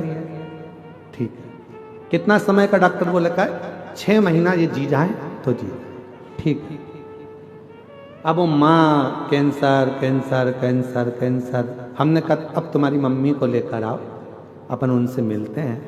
हम कुर्सी लगाए बैठे हुए थे, धूप सेक रहे थे। उसकी माँ आई, प्रणाम किया, बाबा डॉक्टर 4th स्टेज का कैंसर बोला। हमने कहा ये कंकर शंकर की तुमने पूजन करी है कुबरेश्वर धाम का? हाँ बाबा। एक कंकर लेकर जा रही हो? हाँ बाबा। रुद्राक्ष ले जा रही हो? हाँ बाबा। बस कंकर उठाया है? हाँ बाबा। तो हमने कहा जब कंकर उठा लिया, लेकर जा रही हो, तो निश्चित है यहां का कंकर वही उठाता है जिसकी बीमारी को भगवान को दूर करना होता। तुमने अगर उठाया है, आज विश्वास के साथ जाना कि तेरे शरीर में कैंसर नहीं है, वो तो शरीर में गांठ हो गई है, उसका इलाज चल रहा है, धीरे धीरे वो भी ठीक हो जाएगी। शिवजी पे चढ़ा पानी पीऊंगी रुद्राक्ष का, कैंसर मुक्त हो जाऊंगी। आप मानेंगे नहीं, 1 साल के बाद वो फिर मिलने आई 2022 में, और उसकी माँ कहती है ये मेरी रिपोर्ट फाइल सामने है, मेरे शरीर में कोई कैंसर नहीं है। अच्छा सोचो, अच्छा। और उसका एक प्रमाण यहां पर भी आया है, एक पत्र में यहां पर भी प्रमाण है। महाराज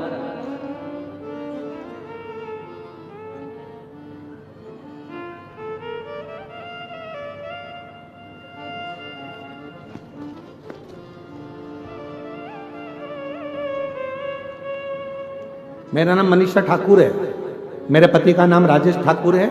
मैं पावर हाउस चौक जगदलपुर से आई हूँ। कहीं बैठी हो हाथ हिला सकती हैं। पावर हाउस चौक जगदलपुर से आई हूँ, अगर कहीं बैठी हो तो हाथ हिला सकती हैं। मेरा नाम मनीषा ठाकुर, मेरे पति का नाम राजेश ठाकुर। मैं पावर हाउस चौक जगदलपुर से आई हूँ। आ जाइए, एक बेलपत्र ले जाइएगा, आ जाओ। मेरा मोबाइल नंबर ये है। 1 लोटे जल का क्या वर्णन करूं। मेरे पति को अचानक पेट में दर्द हुआ, खून की उल्टी होने लगी। जब खून की उल्टी होने लगी, हम लोग उनको तुरंत MPM हॉस्पिटल लेकर गए। तुरंत ICU में डाल दिया गया। फिर डॉक्टर ने बताया कि इनका लीवर पूरी तरह से डैमेज हो चुका है और लीवर काम नहीं कर रहा है, इसलिए खून की उल्टियां हो रही हैं। इनका ऑपरेशन करना पड़ेगा अभी की अभी।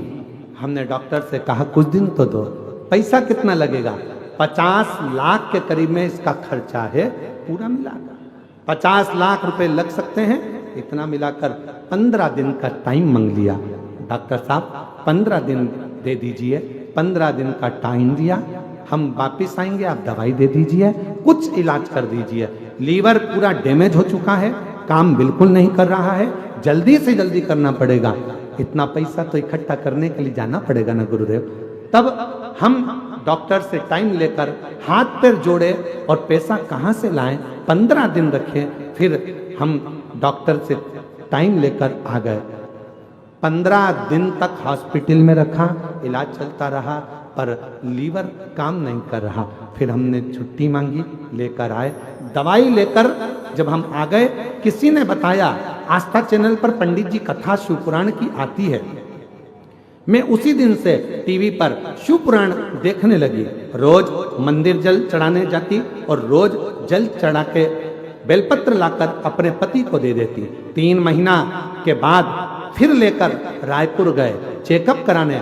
डॉक्टर ने चेकअप करके बताया इनका लीवर काम करने लगा है, ऑपरेशन कराने की जरूरत नहीं है। पशुपतिनाथ का व्रत और शिव जी की कृपा।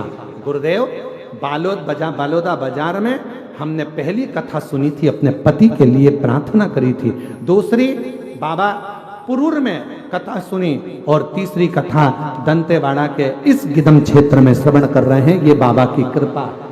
मेरे पति का पूरा लीवर वापिस काम करने लगा। क्यों काम करने लगा? क्योंकि आपके हृदय में विश्वास आ गया, मैं ठीक हूं, मुझे कोई बीमारी नहीं हुई है। जब हम अंदर से अच्छी फीलिंग, अच्छा सोचते हैं तो अच्छा होता है। तुम ये सोच कर रहो मेरा सिर दुख रहा है, सिर दुख रहा है, सिर दुख रहा है, तो सिर दुखेगा। तुम्हारा घुटना दुख रहा है, घुटना दुख रहा है, घुटना दुख रहा है, तो दुखेगा। मैं नीचे नहीं बैठ सकती, नीचे नहीं बैठ सकती, तो जिंदगी में कभी नहीं बैठ सकती। तुमने सोच लिया बैठूंगी, कथा है, शिव पुराण, मिट्टी लगाऊंगी, पांव ठीक होगा, आराम से जाऊंगी, पांव ठीक होगा। तुम गलत सोचोगे तो गलत होगा, अच्छा सोचोगे तो अच्छा होगा। ये तुम्हारे भीतर की थी।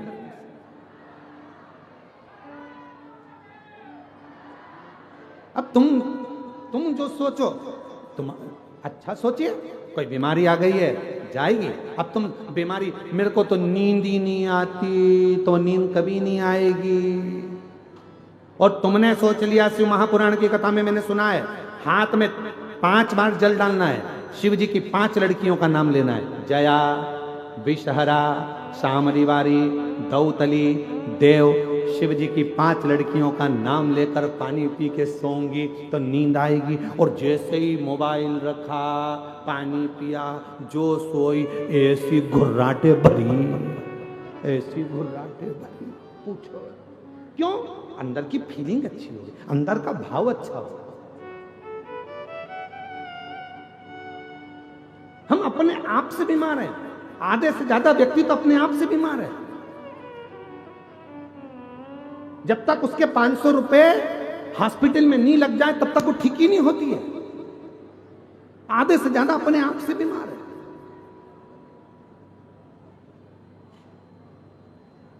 है। गुरुजी, हमारा बच्चा बहुत बीमार रहता है, बार बार उसको हॉस्पिटल ले जाना पड़ता है।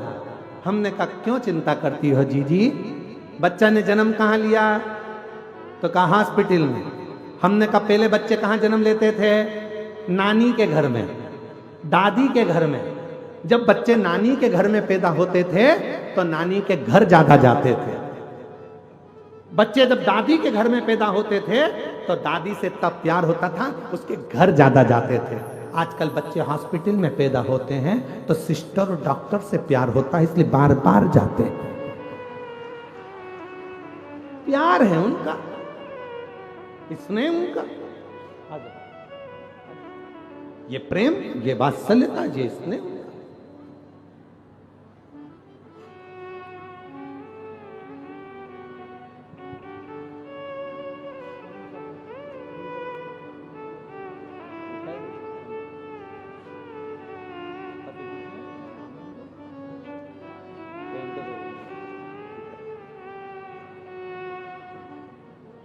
पति के लीवर काम नहीं कर रहा था।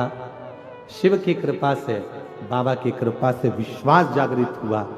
इतना पैसा बता दिया गया था, कहाँ से लीवर लाते, कहाँ लगाते? ऑपरेशन का पैसा भी नहीं था। शिव पर भरोसा करा और पूर्ण तरह से स्वस्थ हुए। ये शिव की कृपा। एक बार जोरदार ताली बजाए शंभू।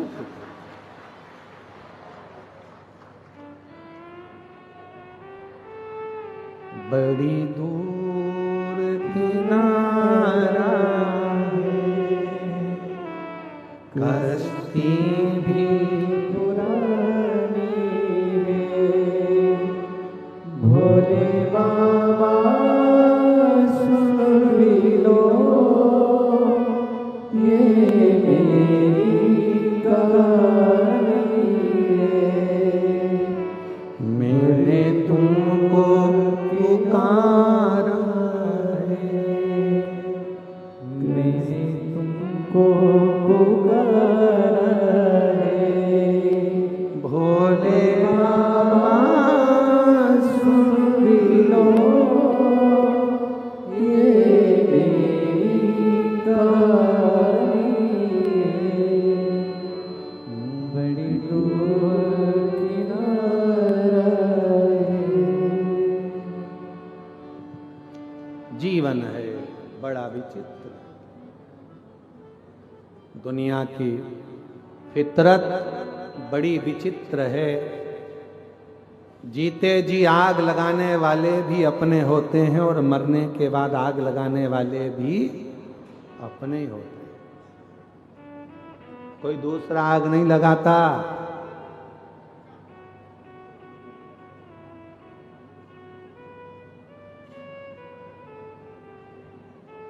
कल कोई कह रहा था गुरुजी आजकल तो ठंड भी नहीं पड़ रही है। हमने कहा आग लगाने वाले इतने हो गए, काहे की ठंड पड़े।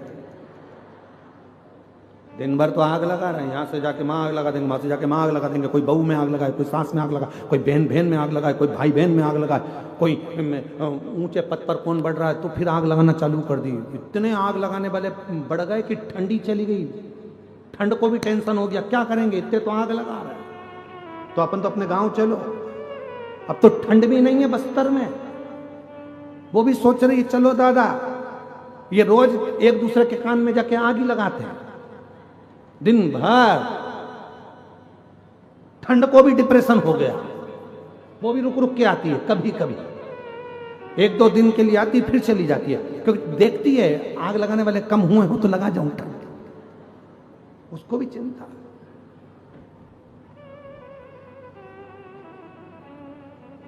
आग लगाने वाले कोई दूसरे नहीं होते, अपने ही अपने, कोई दूसरे नहीं।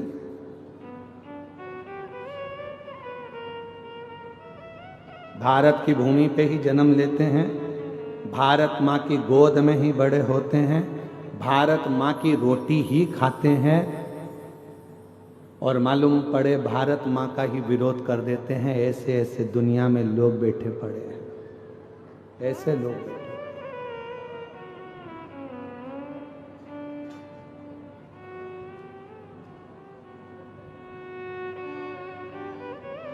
इसमें के लोग बैठे हैं।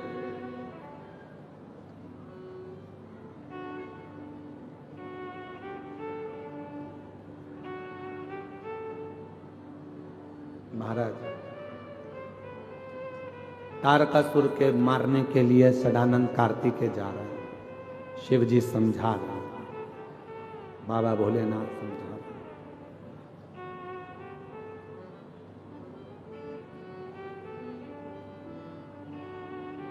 कितना सुंदर कहा है, जिस भूमि का खा रहे हो, जिस भूमि पर जन्म लिए हो, जिस भूमि का खा रहे हो, जिस भारत माँ की गोद में पैदा हुए, जिस भारत माँ का अन्न खा रहे हो, उसको लज्जित मत होने दो, उसको लज्जित मत होने दो।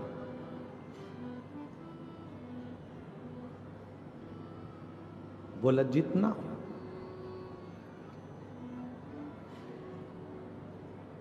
पर ऐसे ना जाने कितने विधर्मी पड़े हुए हैं, कितने जो भारत माँ को ही चोट पहुंचाने में लगे हुए। भारत माँ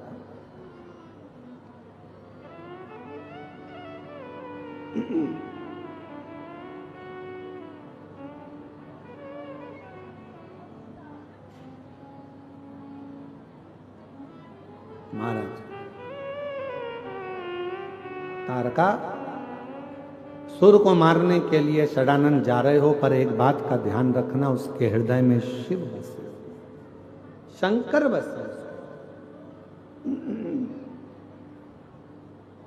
और जिसके दिल में शिव बसा हो उसको कष्ट ना दे, उसको तकलीफ ना दे। उसका जवाब स्वयं देवाधिदेव महादेव देते हैं।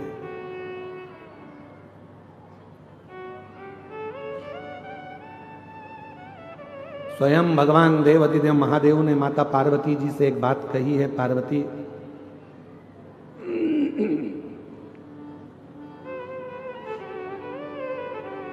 ये जो तुमरुका जी ने शिव महापुराण की कथा को कहा है, और चंचुला अपने पति की मुक्ति के लिए ये कथा जो सुन रही है,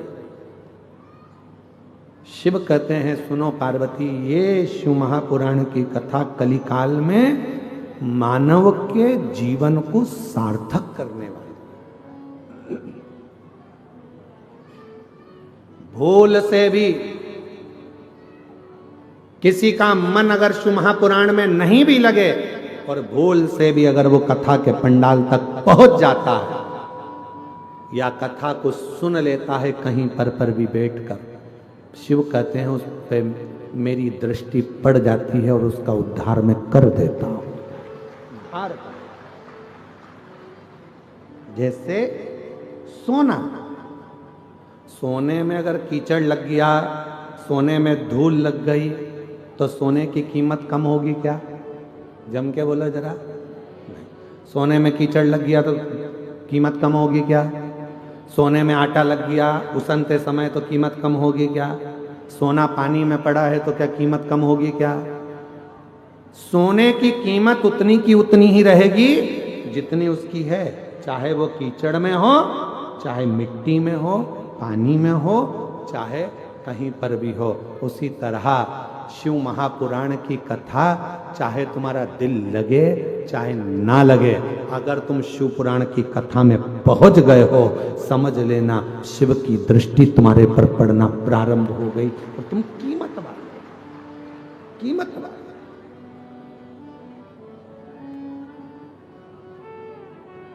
तेरी कृपा बिना नहीं ले एक भी अणु, लेते हैं श्वास तेरी कृपा से। तनु तनु निरंकार मुक्ति द्वार ओमकार तू, भोले ओमकार तू, आयो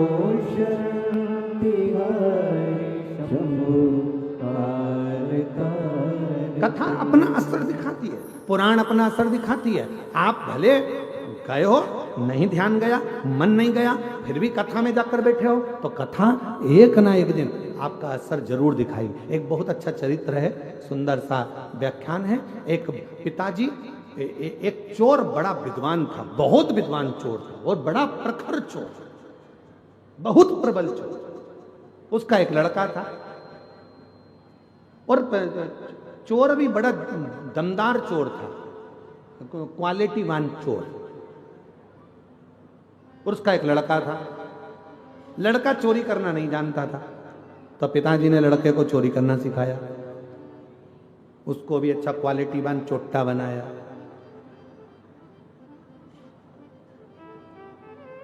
वीआईपी चोर, एकदम जोरदार चोट्टा, अच्छा बना। अब उसको जब बहुत जोरदार चोर बनाया तो एक दिन पिताजी ने उसको पास में बिठाकर बुलाकर कहा, बेटा देख, मैंने तुझे अच्छा चोट्टा तो बना दिया, मैंने चोर बना दिया, तेरे को अपने पूरे हुनर दे दिए तुझको, पर एक बात याद रखना, कभी भी जिंदगी में शिव महापुराण की कथा में मत जाना। अगर तुझे अच्छा चोट्टा बनना है तो कभी कथा में मत जा, कभी प्रवचन में मत जा, कभी किसी पुराण को सुनने मत जा, कभी प्रवचन सुनने मत जा, कभी सत्संग में मत जा। कोई महाराज प्रवचन दे रहा हो तो कानों को बंद करो, भाग जा, पर प्रवचन मत सुनना। छोरे ने कह दिया, बेटे ने, ठीक है पिताजी, अब तुमने मुझको इतना वीआईपी चोट्टा बनाया है, जब तुमने मुझको इतना वीआईपी चोट्टा बनाया है तो मैं कभी भी प्रवचन में नहीं जाऊंगा, प्रवचन में नहीं जाता। एक बार उसने विचार करा कि राजा के महल में आज चोरी करना, जा ही रहा था, इतने में रास्ते में बहुत सारी भीड़ हो रही थी, खड़ा हो गया। क्या हुआ किसी ने नहीं बताया, प्रवचन चल रहा था, उसके कानों में शब्द पहुंच गया कि मनुष्य की देह मिली है और जिंदगी अगर अच्छी जीना है तो सत्य बोलना चालू करो, और जिसका खाया है उसको धोखा मत दो, और उसके साथ में कभी गलत मत करो। बस ये दो चीज उसके कानों में पड़ी, उसने कान बंद करा, भाग गया। भगते भगते सीधे पहुंच गए राजा के महल में, चोरी करने के लिए जा रहा था। उसने मन में सोचा, पिताजी के अनुसार तो मैं अच्छा चोट्टा बन गया, पर महाराज प्रवचन दे रहा था इतना बड़ा, एक बार उसकी भी सुन के देखते हैं जरा। और जैसे ही दरवाजे पर पहुंचा, आज कहा महाराज की वचन याद करके जाता हूं, देखता हूं कैसे होता है। तो अंदर गया, दरवाजे के द्वारपालों ने रोक दिया, कौन हो तुम? उसने मन में सोचा कि वो महाराज जी बोल रहा था, हमें सत्य बोलो, उसने भी कह दिया। जैसे ही द्वारपालों ने रोका, कौन हो तुम? चोर हूं। क्या करने जा रहे हो? चोरी।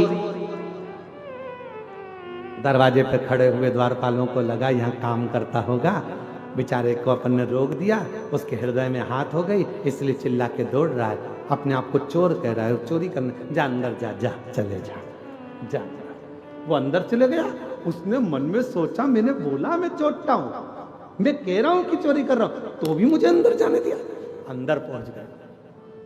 अंदर जाके उसने बहुत सारा धन देखा, झोले में भर लिया, थैले में भरा, बैग में भरा, चला। भूख लगी, इसने सोचा पास में रसोई घर है, जरा देख लूं। रसोई घर में गया, अच्छा अच्छा खाने को मिल गया, खा गया।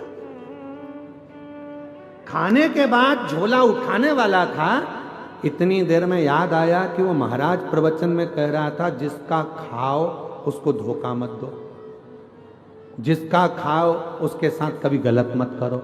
और मैं तो गलत नहीं करूंगा, आज तुम्हें रख के ही जाऊंगा। भरा हुआ सोने का झोला वहीं रख दिया, जाने लगा। जैसे दरवाजे पर पहुंचा तो द्वारपालों ने रोक लिया। क्यों रे चोटे, तू तो चोरी करने गया था, माल नहीं लाया? कहने लगा नहीं, हम जिसके घर का खाए हैं उसका घर का बजाए। हम चोरी कर तो लिए थे पर हम उसके घर का खा लिए, इसलिए हम उसके साथ धोखा नहीं कर सकते। इतनी देर में रसोई घर में कोई गया, भरा हुआ झोला देखा, चिल्ला दिया चोर आया है, चोर आया है, चोर आया है। इसको पकड़ लिया। पकड़ने के बाद राजा के सामने ले जाकर खड़ा कर दिया। महाराज इसने चोरी करी है। महाराज ने पूछा आपने चोरी करी है? हाँ महाराज। कहां से आए? सामने वाले गेट से। द्वारपालों ने नहीं रोका, पूछा था तुम कौन हो? हमने कहा चोर। अंदर आने दिया। हाँ। तुमने कहा था चोरी करने आए हो? हाँ हम बोले थे हम चोरी करने आए। अच्छा, तो तुम ये बैग भरकर पैसा ले जा रहे थे, सोना चांदी ले जा रहे थे, लेके क्यों नहीं गए? क्योंकि हमने गुरुजी के मुख से सुना था कि सच बोलना, तो हमने दरवाजे पर सच बोला। और गुरुजी के मुख से सुना था जिसका खाओ उसको धोखा मत दो और उसका बुरा मत करो। हमने माल तो भर लिया था ले जाने के लिए, पर तुम हमको भूख लग रही थी, तुम्हारे घर का हम खा गए, इसलिए हम तुम्हारा सामान लेकर नहीं गए। राजा को बड़ा आनंद आया। राजा ने मन में सोचा ऐसा व्यक्ति सच बोलने वाला दुनिया में नहीं मिलेगा। राजा ने कहा आज से तुम हमारे मुनीम मंत्री, पूरा खजाना तुम्हारे हाथ में, तुम नौकरी हमारे यहां करो, ये नौकरी तुम हमारे यहां करो। राजा ने उसको नौकरी पर रख लिया। 15 दिन तक वो आया नहीं घर पर। पिताजी को चिंता लग गई मेरा छोटा बेटा कहां चले गया।